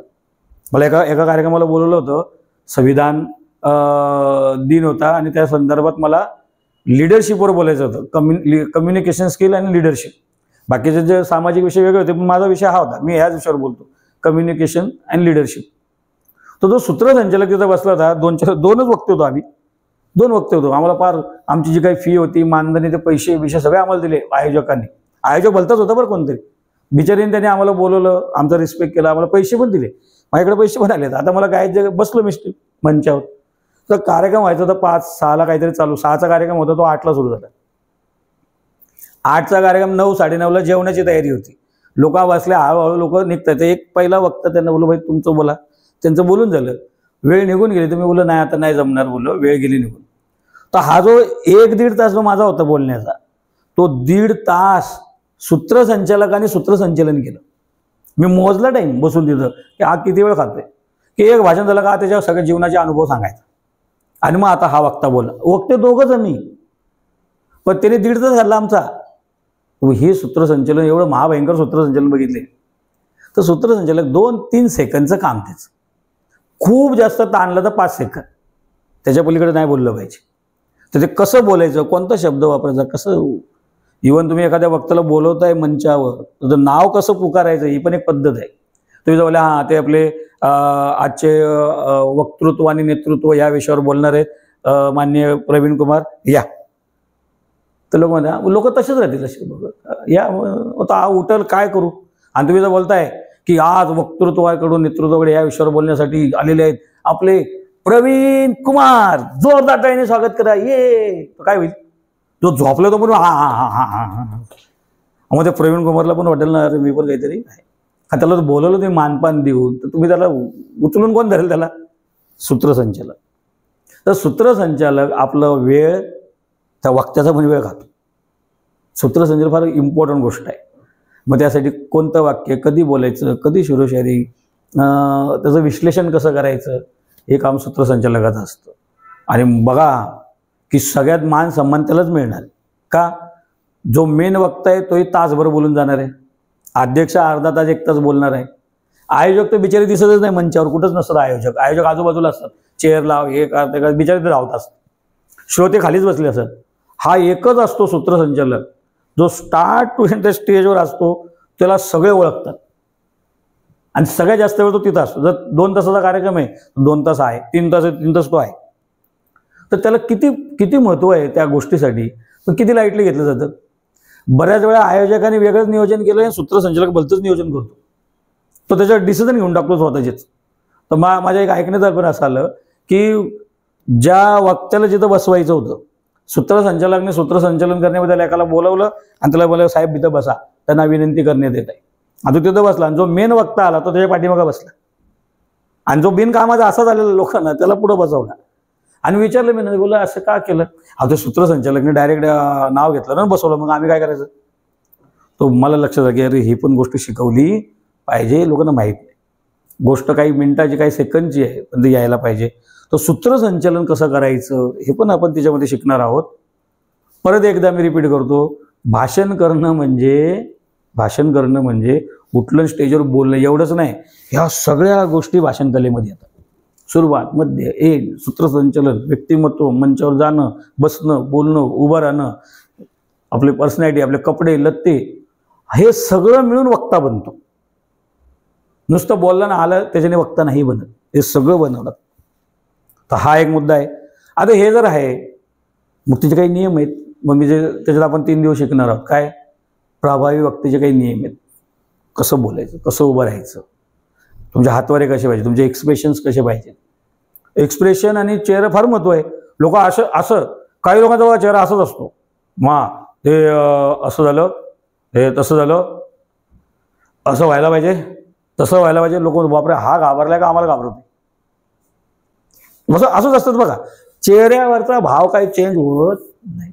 असं असं असं असं हे सगळे जे आहेत ना एक्सप्रेशन्स, हे सगळे बदलले पाहिजे. अरे काय, अरे असं व्हायला पाहिजे, आणि मग हे आपण असं केलं पाहिजे, असं नाही, हे आपण असं करायला पाहिजे, हे असं व्हायला पाहिजे, हे असं झालं पाहिजे. मग अरे हे असं व्हायला पाहिजे, हे कसं नाही होत, हे करून घडून असं व्हायला, हे चेहऱ्याचं नाक बीक भुवया बिवया बघा माझ्या हालत आहे. जरी असं नाही करत आहे तो वक्ता काय माझा. म्हणून बघा एक नियम आहे की वक्ता हा चांगला अभिनेता असला पाहिजे. वक्ता हा चांगला ॲक्टर पाहिजे, ॲक्टिंग. त्याला हसता आलं पाहिजे, त्याला रडवता आलं पाहिजे, नाही त्याला हसवता आलं पाहिजे, त्याला रडवता आलं पाहिजे. आपले इमोशन समोरच्या अनुभव, जर तुम्ही त्याकडे बघताना बोलताय आणि तुमच्या डोळ्यात जर पाणी येत आहे बोलताना, तर तो रडला पाहिजे समोरचा. म्हणून चित्रपटामध्ये एखादा सीन बघतो बघा, तर हिरो हिरोईन जेव्हा ते रडतायत तर इथले लोक पण फुसफुस सुरू होतं बघा, तसं आहे ते. तर वक्ता हा तसा असला पाहिजे. जर तुम्ही खुशीने बोलताय, काहीतरी आनंदाची गोष्ट सांगताय, लोकांनी पण हसून टाळ्या वाजवल्या पाहिजे. तुम्ही आनंदाची गोष्ट सांगताय चेहऱ्यावर हास्य नाही. काही लोक तर आनंदाची गोष्ट पण दुःखच सांगतात. हा काय आलं साहेब, मी पहिल्या एक मुलगा आला आणि म्हणतो सर मी पहिल्या नंबरने पास झालो, मला 95% पडले. काय बघू, हां बरोबर आहे सर. पेढा खा, छान आहे, मस्त पेढा आहे. त्याला हसू तर दे, हस. आणि काही अशी आहेत त्यांना दुःखद घटना सांगा तरी पण ते हसतात. दुःखद घटना का सांगतो माहिती आहे, मी नेहमी उदाहरण देतो, माझ्याकडे लाईव्हचा अनुभव येतो की एका गावामध्ये, आमच्या इथे गावामध्ये एका मैताला मला बोलवलं म्हणजे मैताला कोणी बोलवत नाही, म्हणजे मयत झालं, मला कोणतरी फोन केला की अरे साहेब या लोक तिथं. तेव्हा थोडंसं आम्ही थोडं राजकारण, मी पण धावपळ करत होतो समाज जीवनात, तर मलाही बोलवलं, मी पण गेलो. आपलं आणि मी नेता आपलं पदाधिकारी मस्त आज जसं जातात पदाधिकारी तुम्ही, आम्ही तिथं गेलो. तर तिथं कोणीतरी तिथं मयत झाल्याच्या एखाद्या मुवमेंटमधनं मी गेलो, तर मयत झाले तिथं. आणि एक आला, त्याने बघितलं मला, असा खुश झाला मला बघून. अरे सर या या या बघा इथं मेलंय, इथं मेलंय बघ इथं. बोललो तू पण मार खाशील आणि मला पण मार खायला लावशील. ते बाकी राहायला बाजू तू पण खाशील मला पण. तिथं हसतात का तुम्ही बघितलं असं बघा. तू मैताल जातात तिकडे आग लागते आणि काय आपल्या आंबरडा फोडल्या काही नाही, हा चाललंय आणि हा इकडे कॉमेडी करत असतो आपला मोबाईल. हे बोलता बोलता पण हसतात लोक. चालतं कुठं हसायचं, कुठं रडायचं, कुठं एक्सप्रेशन चेंज, कुठं धीर गंभीर, कुठं तुमचे डोळे असं चाललं पाहिजे. तर हे कसं करायचं हे पण शिकवतो. हे पण आपल्या 3 दिवसात होणार आहे की एक्सप्रेशन्स कसे द्यायचे. कोणतीही गोष्ट केल्याने एक्सप्रेशन्स येतात चेहऱ्यावर. काय केल्याने येतं 3-4 प्रकार आहेत, एक नाही 3-4 प्रकार आहेत की हे केल्याने येतं, ते केल्याने येतं. म्हणून चेहऱ्यावर एक्सप्रेशन कसे आणायचे, तर हे पण प्रभावी वक्तव्यामध्ये काही गोष्टी येतील. ते करावं लागणार आहे, आपल्याला करावं लागणार आहे. मी करेल या होईल असं नाही, तर करावं लागतं. तर केल्याने होईल. आपल्याकडं काय केल्याने होतं, आधी केलीची पाहिजे ना. तर आम्ही ते केलं, करून मग आता लोकांना सांगतो आहे 100% फायदा होईल. माझं ठाम मत आहे आणि एकदम गॅरंटेड मत आहे. जे शिकवलं जाईल ते जर तुम्ही आचरणामध्ये आणलं आणि जर तसं केलं तर माझं गॅरंटी 3 दिवस तुम्ही शिका, पुढचे 30 वर्ष तुम्हाला दुसरं काही नाही शिकायची गरज. तेच ॲक्टिंग करा, तेच ॲक्ट करा, ॲक्टिंग तेच ॲक्टमध्ये आणा, तेच आचरणामध्ये आणा, गॅरंटी माझी. कारण मी ते 30 वर्षच गेले, 31 वर्ष तर मलाच झाली. ते 31 वर्ष सगळं मी तुम्हाला सांगितलं 3 दिवसात. तर तुम्हाला पुढचे 30 वर्ष काम येईल ना, जोपर्यंत नवीन काही संशोधन येत नाही. कारण भाषण कलेमध्ये नवीन नवीन संशोधन येत आहे. तसं मी मगाशी सांगत होतो बघा की पारंपरिक पोडियमवर बोलणं ही पारंपरिक पद्धती आहे. आता ट्रेनिंग क्षेत्र आलं बघा, ट्रेनिंग क्षेत्र. आता असं माईक लावून हातात कॉर्डलेस माईक पकडून तिकडून आपण असं फिरून बोलायचं, चालत बोलायचं, पब्लिकमध्ये जायचं, त्यांच्याशी इंटरॅक्शन करायचं असं. तर भाषण आणि कम्युनिकेशन, भाषण आणि संभाषण, स्पीच आणि कम्युनिकेशन हे दोन्ही एकच झाले आहेत. पूर्वी भाषणात आणि संभाषणामध्ये फरक आहे. भाषण म्हणजे एकटा सगळ्यांसमोर बोलतो, संभाषण म्हणजे इंटरॅक्शन होतं, कसं काय काय तुम्ही बोलताय मी बोलतोय, हे संभाषण आहे. व्याख्यान एकच उभं राहतो, 1 तास एकाच विषयावर एकटाच बोलतो आणि निघून जातो, ते व्याख्यान. भाषण एकाच विषयावर अनेक लोक बोलतात, अनेक लोक ऐकतात. संभाषण एक बोलतो, दुसरे दोघांमध्ये एक कम्युनिकेशन. आता भाषण हे भाषण नाही राहिलं, आता भाषण हे कम्युनिकेशन झालं. तर कम्युनिकेशन म्हणजेच भाषण आणि भाषण म्हणजेच कम्युनिकेशन, हे आता एक झालं एक. ते जे जुन्या काळाचे लोक आहेत त्यांना पटकन हे लक्ष देत नाही, आणि जे नवीन येणारी पिढी आहे त्यांना हे माहीत नाही की ते होतं. तर दोन्ही जोडा. तर हे जे आहे ते प्रभावीपणे कसं करायचं ते आपण शिकणार आहोत. आणि त्याही पेक्षा सगळ्या जी भीती सगळ्यांना असते बघा, हे सगळं आहेच त्यात भीतीचं. काय भीती असते, समजा तुम्ही एखाद्या कार्यक्रमाला गेले आणि बसले, तुम्ही मित्रावर गेले, बसले कार्यक्रमाला, तर बोले या साहेब वरती बसत, तुम्हाला ओळखतात लोक, या साहेब वरती बसत. मग तुम्ही मंचावर जाऊन बसले, तुमच्या काही ध्यानीमनी नाही आणि डायरेक्ट बोलले. आता साहेब पण आपले 2 मिनिटं आपले 2 शब्द बोलतील, या साहेब. मग आपली साहेबांची मग आपलं असं होतं, अरे कुठं मला घेतला भाव नाही. मग साहेब काय करतो, साहेब आम्ही नेहमीच बोलतो आयुष्यभर. तरुणांना संधी द्या, तरुणांना घ्या. तरुण त्याकडे रागात बघतो, कशाला मला जा बळीचा बकरा, तू जा ना. आता तरुण आहे त्याला तर माहित नाही, तू जा ना, तुला कशाला बोलवलं. का तो पण घाबरलाय, हा पण घाबरलाय. जाईल कोण मग, म्हणजे तो आयोजक तोंडाकडे बघतो, अरे जा कोणतरी, लोक वाट बघतायत. तो सूत्रसंचालक म्हणून बघतो, अरे या. तो वेळ बघा, तो काळ बघा, जे जे जातात त्यांना पक्का अनुभव येईल बघा, तो सिच्युएशन कशी क्रिएट होते बघा. आणि लोकांच्या लक्षात येतं की अरे कशाला जबरदस्ती करतात, नाही तर राहू देत त्याला, नाही त्याला खाली बसून त्याला कशाला वरती बसवला. एवढी सगळी गोष्ट तेवढ्या काळामध्ये घडून जाते. सो नाव घेतलं का लगेच उठलं पाहिजे, तोऱ्यामध्ये येऊन उभं राहिलं पाहिजे. त्यांना काय माहिती तुम्ही तयारी केली की नाही, त्यांना काय माहिती, जे पब्लिक बस त्यांना काय माहिती तुम्हाला येतंय की नाही येतंय. सुरू त्याला होतं ऑन द स्पॉट. तर ऑन द स्पॉट भाषण म्हणजे उठलं नाही लगेच बोल, सुरुवात करा. आणि एक बघा, एक गैरसमज, मोठा गैरसमज आहे की भाषण म्हणजे तासभर 2 तास बोलणं नाही. 90 सेकंद बोलणं म्हणजे भाषण आहे. 90 सेकंद, 1.5 मिनिट. तुम्ही 1.5 मिनिटात पण ते बोलू शकता जे तुमचं इमेज, तुमचा व्यक्तिमत्वाचा जो इमेज, जो प्रभाव आहे तो वाचू शकता 1.5 मिनिटात. 1.5 मिनिटं पुरेसं आहे तुमचं व्यक्तिमत्व खुलवण्यासाठी. हा गोड गैरसमज आहे की तासन तास भाषण देणं.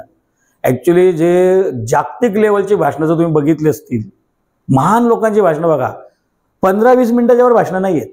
15-20 मिनिटं जास्त आली. जेव्हा स्पर्धा परीक्षा होतात बघा की महाराष्ट्रातून तालुका पातळी, जिल्हा पातळी, राज्य पातळी, देश पातळी अशा स्पर्धा होतात बघा भाषण कलेचे. वक्तृत्व स्पर्धा कॉलेजचे मुलं मुली जातात, आपण बघितलं. महाविद्यालय आणि ओपन गटासाठी पण असतं. किती मिनिटं असतो भाषण द्यायला? 5 मिनिट्स. त्या 5 मिनिटात डिसाईड होतं की हा वक्ता आहे की नाही. पहिल्या नंबरचं बक्षीस मिळतं. असे भरपूर बक्षीस आम्ही मिळवलेत, आमचे विद्यार्थी पण मिळवतात. 5 मिनिटामध्ये तालुकास्तरीय, जिल्हास्तरीय पहिला नंबर. 5 मिनिटामध्ये तुम्ही आपल्या वहीचे 4 पानं भाषण देऊ शकता. तयारी तर ऑन द स्पॉट. तर अजून मुद्दा आहे की ऑन द उठायचं, सरळ बोलायला सुरुवात करायची. मग ऑन द स्पॉट भाषण सुरुवात कशी करायची ते पण आपण तिथे डिस्कस करणार आहोत की सुरुवात कशी करायची. आता तर पण सुरुवात मध्ये एंड आहे ना, मग ते कसं करायचं असतं. कधी तर ऑन द स्पॉट तुम्हाला माहित पण नव्हतं की तुमचं नाव आहे. कधी कधी तर असं होतं की वक्ता येतच नाही आणि तुम्हाला उभा करता, साहेब तो आला नाही, तुझं बोल आता. तर मी एका शाळेच्या कार्यक्रमाला गेलो होतो, स्नेहसंमेलनला मला बोलवलं, प्रमुख पाहुणा, मला माहीत नाही, माझं नाव टाकलं, म्हणे तुम्ही आपल्या घरचे या. मी गेलो आणि तिथे गेल्यावर कळलं की जो प्रमुख पाहुणा आहे त्यालाच भाषण नाही, तो आलाच नाही. मग आम्ही तिथं बसलो, आम्हाला उठवलं तुम्हीच बोला आता. तर आम्ही 2-2 मिनिटं 4-4 मिनिटं खेचली आमच्या पद्धतीने. पण त्याचा परिणाम काय होतो, अरे यांना काही येत नाही, अगर आपण 2 मिनिटच बोलून निघणार आहेत ना, आणि जे बोलणार आहेत ते आलेच नाही. On the spot. एक तर असं झालं की एक सभा ठेवली, वक्त्याला, जी लेडी वक्ता येणार होती, 25,000 रुपये दिले होते 1 तासाचे बोलायचे, आणि ती बाई आलीच नाही बिचारी. काही कार्यकर्ते कुठं आंदोलनामध्ये असं अडकलं असेल, घाटात गाडी वगैरे त्यांची काही कुठं अडली वगैरे, त्यांचं अडचण झाली. त्यांनी फोनही केला की मी अडचणी तर मी पोहोचू शकत नाही गावामध्ये. मग आता लोक तर आलीत, आणि मेन जो वक्ता ज्याचा पूर्ण प्रचार वगैरे केला तो तर आलाच नाही. मग मला फोन आला की सर आता तुम्ही येता का. आणि मी आपल्या घरी बसलो, बोलो माझा काय संबंध नाही, तुम्ही ज्या वाचवा आता. तर तिथून मला गाडी पाठवली. गाडी म्हणजे बाईक, गाडी म्हणजे 4 व्हीलर नाही पाठवली, बाईक पाठवली. बाईक. अरे बोलो बाईकवर बोलू मी कसा, मी आता मी असं नाही सर या. तर मी ते येईपर्यंत तयारी केली, हातात कागद घेतला, चला बसवलं, मला नेला. आता मला ते माहिती होतं म्हणून मी तासभर तिथं बरोबर माझ्या पद्धतीने मी काय गाजवायचं ते गाजून टाकलं. पण अशी पण संधी मिळते कधी कधी. आणि जो 20-25,000 1 तासाचा वक्ता भाषण देणार, त्याच्यापेक्षा मी जास्त चांगलं भाषण देऊन टाकलं. ते पण बोलले अरे यांनाच 25,000 द्यायला पाहिजे होते. बोललो मग द्या, नाही आता तुम्ही आपले फ्रेंड आहेत ना. तर ते पण माझं झालं. पण मुद्दा काय, ऑन द स्पॉट भाषण अशी करायला भेटतं, तर मजा येते. तर जायला पाहिजे, करायला पाहिजे. आजही त्याचं रेकॉर्डिंग आहे माझ्याकडे की मी ते भाषण कसं दिलं होतं. माझं फार स्वागत बिगत झालं, मला परत जेऊ खाऊ घातलं, परत सगळं झालं. पण ऑन द स्पॉट भाषण मी तासभर दिलं होतं, काही मिनिटामध्ये. पण तो स्टेज फार मोठा होता, लोक फार जास्त होती, त्यामुळे मजा आली. तर असा मुद्दा आहे भाषणाचा. बघा, पाठांतरचा मुद्दा आहे की मला लक्षात येत नाही, तरी त्याच्यामध्ये एक सेशन आपलं होणार आहे 3 दिवसामध्ये, मेमरी पॉवरचं. याच्यामध्ये बऱ्याच गोष्टी आपण एक बॅच झाली आमची, कामाला कळतं की ह्या बॅचमध्ये लोकांना हे सांगितलं आम्ही आमच्या विद्यार्थ्यांना की आमच्या विद्यार्थ्यांनी हे का नाही केलं, बहुतेक यांच्या ते लक्षात नाही. मग आम्ही त्यामध्ये अजून काहीतरी ॲड करतो, नवीन काही टाकता येईल. मुद्दा तोच आहे, टॉपिक तोच आहे, पण त्याच्यामध्ये नवीन एखादा डेमो. मग हा डेमो न घेतल्यामुळे नाही कळलं, मग चला डेमो सांगूया. आमच्या जुन्या लोकांना पण आम्ही सांगतो, बोलून सांगतो. मी तर ऑफिसमध्ये एकेकाला बोलवतोय, आणि सकाळी मला 6 महिन्याची आमची कमिटमेंट आहे की 3 दिवसाचं तुमचं आमचं प्रशिक्षण तुम्ही घेतलं तर 6 महिने आमची कमिटमेंट आहे की तुम्हाला कुठं स्टेज मिळो ना मिळो बोलायला, आम्ही कार्यक्रम ऑर्गनाईज करतो, तुम्हाला वक्ता म्हणून बोलू, या आमच्या स्टेजवर या. तर हे सगळं होणार आहे. त्याच्यानं आम्ही बोलतो येत नाही ते या घाबरतात अजूनही, मग वैयक्तिक आमचं बोलणं आहे. तर भाषण पाठ कसं करायचं, तर पाठ करायचंच नाहीये, लक्षात कसं ठेवायचं, तर लक्ष ठेवण्याची मेमरी पॉवर याचा एक टॉपिकच वेगळा. यावेळेला आपण तो प्रॅक्टिकली करणार आहोत की लक्षात ठेवायचं, पाठ करायचं नाही. त्यासाठी काय करावं लागतं, त्याचे टेक्निक्स आहेत, टेक्निक आहेत. दुसरं हे जे मी बोलतोय बघा, आता माझ्याकडे प्रेझेंटर आहे, हे प्रोजेक्टरचं असतं, आपण असं असं आपण करत असतो. तुम्ही बघितलं पण असेल की लोक असं बोलतात, तर हे कसं वापरायचं हे. नंतर तो कॉलर, माझ्याकडे कॉलर माईक आहे बघा, हा कॉलर माईक लावलाय बघा मी. दुसरा असतो बघा असा एक माईक असतो, एक कॉर्डलेस असतो बघा, त्याला कुठे घेऊन फिरता येतं. काही माईकला वायर असते बघा, काही आयोजक तसंच ठेवतात की तो वायर असलेली, ते कसं बोलायचं, त्याला धरायचं कसं, माईक पकडायचा कसा, बोलायचं कसं, अंतर किती ठेवायचं, असं कधी करायचं, तसं कधी करायचं. इको माईक आहे का साधा माईक आहे, हॉलमध्ये असल्यावर कसं बोलायचं, ओपन माईक ओपन असलं कसं बोलायचं. माईकचे पण काही गोष्टी आहेत ना, तर त्या माईकच्या पण गोष्टी आपण शिकणार. यावेळेला 4-5 प्रकारचे माईक आम्ही ठेवणार, त्यातला उचलायचा आणि त्याच्यावर बोलायचं. ती टेक्निक आपल्याला आली पाहिजे. हे करता करता एक टॉपिक आपण अजून पण घेणार आहोत की लिडरशिपचे काही गुण आहेत. कारण वक्तृत्वाकडे नेतृत्वाकडे, तर तुम्ही जेव्हा मी ते गुण डिस्कस करेल तर तुमच्या लक्षात येईल की लिडरशिप आणि वक्ता आणि नेता यांचे गुण जवळजवळ एकच आहेत, सारखेच आहेत. जर ते डेव्हलप केले तर नेता पण बनतो, नेता हा वक्ता पण बनते. तर नेता आहे पण वक्ता नाही, वक्ता आहे पण नेता नाही. तर वक्ता नेता झाला पाहिजे आणि नेता वक्ता झाला पाहिजे. तर बघा एक आहे की वक्त्याला नेतागिरी करता नाही आली तरी चालेल, म्हणजे चालू नव्हतं. एक वक्ता आहे पण तो नेता नाही बनला तर समजू शकतो. पण जो नेता आहे आणि तो जर वक्ता नसेल तर मग प्रॉब्लेम आहे. वक्ता नेता नाही बनला एक वेळ तर समजू शकतो आपण, पण जो नेता आहे त्याला वक्तृत्व आलंच पाहिजे. त्या दोन्ही गोष्टी फार इम्पॉर्टंट आहेत. तर मला वाटतं हे तुमच्या लक्षात असेल मी काय म्हणतोय ते. तर हे जवळजवळ आपण 20 जे कंटेंट तुम्हाला दिले त्या कंटेंटवर आपण 3 दिवस काम करणार आहोत, डिटेलमध्ये जाणार आहोत. सकाळी 8 वाजल्यापासून रात्री 10 वाजेपर्यंत सेशन चालतं. आता बरेच लोक म्हणतात एवढं काय बात करा, एवढं तर मी शाळेत नाही बसलो कधी, एवढं शाळा कॉलेज होते, मी शाळा कॉलेजला गेलो नाही, पळून आलो तिथून, तर असं बोलतात लोक.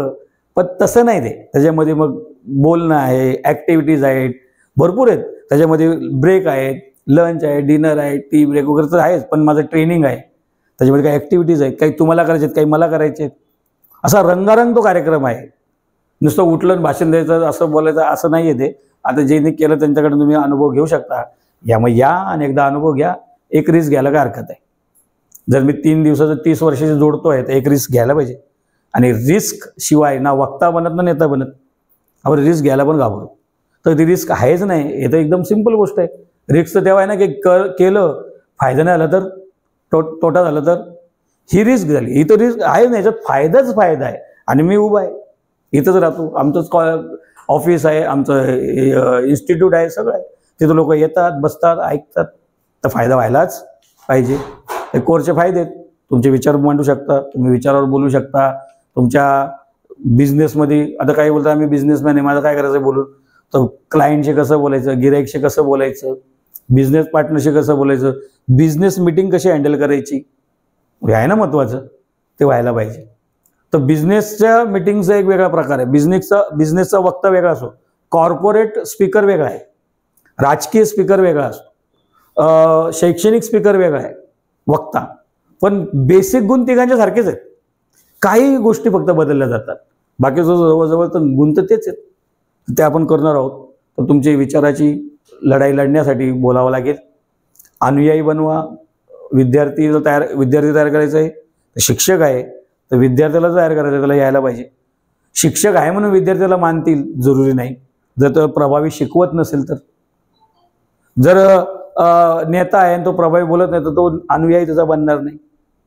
तर अनुयायी बनवण्यासाठी, शिष्य बनवण्यासाठी, कुटुंबाच्या लोकांशी नातेसंबंध बनवण्यासाठी, जर मुलाशी कसं बोलायचं, मुलीशी कसं बोलायचं, पत्नीशी कसं बोलायचं, हजबंड नवऱ्याबरोबर कसं बोलायचं, नवरा बायकोनी कसं बोलायचं, मग मुलगा ते काय घेईल, हे सगळं कम्युनिकेशन आहे, हे सगळं भाषणकला आहे. तर नातेसंबंध सुधारवायचे, व्यवसाय बनवायचा आहे, प्रभावी बनायचं आहे, लोकांवर प्रभाव टाकायचा आहे, ह्या सगळ्या गोष्टी भाषणाशी संबंधित आहेत. तर भाषण म्हणजे एक राजकारणी लोकांनीच भाषणं द्यायची, हा एक मोठा गैरसमज आहे असं कोणी म्हटलंय. राजकारणी लोक बरेच लोक नाही देत भाषण, पण ते आहेत, इलेक्शन निवडून येतात. पण ह्या सगळ्या जीवनाच्या या प्रत्येक क्षेत्रामध्ये भाषण कला इम्पॉर्टंट आहे, महत्त्वाची आहे, केली पाहिजे. व्यक्तिमत्वामध्ये सुधारणा होईल, व्यवसायामध्ये सुधारणा होते, झालेत. आपले विचाराचे लोक तयार करता येतील, अनुयायी नाही भक्त पण तयार करता येतात. जर तुम्ही बोललं तर भक्तही बनतायत. तर बनवणं फार इम्पॉर्टंट आहे, तर बनवा. हे प्रशिक्षण आपले जेवढे तुम्हाला मी सांगितलं ते जेवढे आपल्या कंटेंटमध्ये पत्रकात तुम्ही बघितलं असेल, आमच्या जाहिरातीमध्ये बघितलं असेल की त्यात नेते येतात, कार्यकर्ते येतात, शिक्षक येतात, गृहिणी येते. आता गृहिणीचा काय संबंध बोलू ना, मग नवऱ्याबरोबर कसं बोलायचं, मुलांबरोबर मुलीबरोबर कसं बोलायचं. तर माझ्या असं ऑब्झर्वेशनमध्ये आलं आहे की गृहिणी एखाद्या नेत्यापेक्षा चांगलं भाषण करते. असं आमच्या गेल्या बॅचमध्ये आमची एक गृहिणी होत्या आणि त्या बोलायला जेव्हा उभ्या राहतात मला वाटलं बोलू या गृहिणी कशा घ्या, कुठल्या तरी पक्षाच्या या संघटनेच्या काही तर नेता वक्ता असल्या पाहिजे होत्या, इतकं प्रभावी. तर तेव्हा मी बोलते, मला येतो गृहिणी. बोलते मी कधी बोलले नाही पण आयुष्यात कधीच, पण तिने 20 मिनिटं भाषण दिलं त्यावेळेला.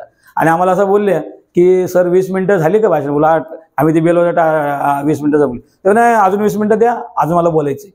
आता मी माझ्या माहेरचं बोलले, आता मला सासरचं पण बोलायचं. तो आम्हाला फार ॲप्रिशिएट केला मी त्यांना की गृहिणी एवढी बोलते. 20 मिनिटं तर थांबतच नव्हत्या. त्याच्यामुळं वक्ता बोलतो, शिक्षक बोल. आता आपल्या याच्यात सरपंच आहेत, नगरसेविका आहेत, नगरसेवक आहेत, यावेळेला मुख्याध्यापक आहेत, शिक्षक आहेत, गृहिणी आहे, 8वीचा विद्यार्थी आहे. मागच्या वेळेस 9वी 10वी 12वीचा पण विद्यार्थी होता. तो 12वीचा मुलगा तो मी कधी आयुष्यात नाही उभा राहिला. त्यांच्या व्हिडिओ तुम्ही बघितले असेल. आम्ही त्यांच्या ते बोलले की सांगा लोकांना माझी व्हिडिओ बनव, बघा मी पहिल्यांदा बोलतोय. असं ते अभिमानाने की बघा मी कधी केलं नाही सर, 20 मिनिटं बोलतोय 20 मिनिटं. तर ते विद्यार्थ्यापासून तर नेत्या कार्यकर्त्यांपर्यंत सगळे येतात. UPSC MPSCचे एक्झाम देणारे येतात. तर त्यांना काय गरज आहे, मुलाखत द्यायला जावं. मुलाखत 5 वर्ष अभ्यास करतात, पहिल्या 2 परीक्षा लेखी परीक्षा मेन परीक्षा पास होतात आणि 5 ते 10 मिनिटाच्या इंटरव्ह्यूला नापास होतात. तर इंटरव्ह्यूला मुलाखतीला जायचं कसं, बसायचं कसं, बघायचं कसं, बॉडी लँग्वेज, आय कॉन्टॅक्ट कसा पाहिजे, बोललं कसं पाहिजे, बसलं कसं पाहिजे, तुमची पर्सनॅलिटी काय आहे, तुम्ही उत्तर कसं दिलं पाहिजे, तुमचे शब्द काय असले पाहिजे, हे मुलाखतीमध्ये येतं. ते UPSC जो करतो आहे, ज्याला कलेक्टर बनायचं आहे, त्यालाही भाषण कलेची गरज आहे. तो कलाकार आहे, त्याला एक्सप्रेशन्स आहेत, पण त्याला संवाद कला कशी बोलली पाहिजे, संवाद कसे फेकायचे असतात, संवाद बोलण्याची एक पद्धत आहे, शायरी बोलण्याची एक पद्धत आहे. हे सगळं भाषण कलेमध्ये येतं. या सर्व लोकांसाठी आपला हा कोर्स आहे. तुम्ही सर्वांनी याच्यामध्ये सहभागी व्हा. 3 दिवसाचा आपला हा कोर्स आहे. सकाळपासून संध्याकाळपर्यंत फुल पॅक आपला प्रोग्राम आहे. बऱ्याच लोकांचा हा समज झाला की लोणावळ्याला आहे, थोडं ऐकू मग मस्त लोणावळा फिरू, निसर्गरम्य ठिकाण आहे, निसर्गरम्य ठिकाण प्रश्नच नाही. पण सकाळ कधी येईल आणि संध्याकाळ येईल तर कळणार नाही, हॉलमध्ये संबोधून दिलं. तर फिरण्याच्या उद्देशाने कमी या, शिकण्याच्या उद्देशाने या. तर 3 दिवसाचा आपला हा प्रशिक्षणाचा कार्यक्रम आहे. त्याच्यामध्ये मी परत रिपीट करेल जे मगाशीपासून सांगतो की आपलं 30-31 वर्षाचा आमचा अनुभव आहे. आमच्या बॅचेस चालू आहेत. 2012 पासून 12-13 पासून लोकांना आम्ही त्याला लॉन्च केलं, पण सुरुवात आमची 99-95 पासून सुरू आहे. तर तिथून आमचे काही लोक ज्यांना आम्ही वक्ते बनवलेत, नेते बनवलेत, आज मोठे मोठे स्टेज गाजवतात आणि ते अभिमानाने पण सांगतात. त्यांना मी धन्यवाद देतो. ते अभिमानाने सांगतात हे आम्हाला प्रवीण कुमारने शिकवलं, हे प्रवीण कुमार आम्हाला सांगायचा, हे आमचं तर भाषण त्यांनी बनवलं, ते अभिमानाने सांगतात. त्यांना धन्यवाद. आणि अजून बरेच लोक तयार आपल्याला करायचे. तर वक्ता बनण्यासाठी, तुम्हाला सगळ्यांना प्रभावी व्यक्ती बनण्यासाठी, नवीन वर्षामध्ये तुम्ही तुमचं वर्ष गाजवलं पाहिजे, तुमची स्वप्न पूर्ण झाली पाहिजेत, यासाठी मी तुम्हाला ह्या 3 दिवसाच्या या प्रशिक्षणासाठी आमंत्रित करतो. जाता जाता मी म्हणेन, सितारों को आंखों में महफूज रख लो, बड़ी दूर ही दूर तक रात होगी. सितारों को आंखों में महफूज रख लो, बड़ी दूर ही दूर तक रात होगी. मुसाफिर हो तुम भी, मुसाफिर है हम भी, मुसाफिर हो तुम भी, मुसाफिर है हम भी, इसी मोड़ पर फिर मुलाकात होगी. Great day. धन्यवाद.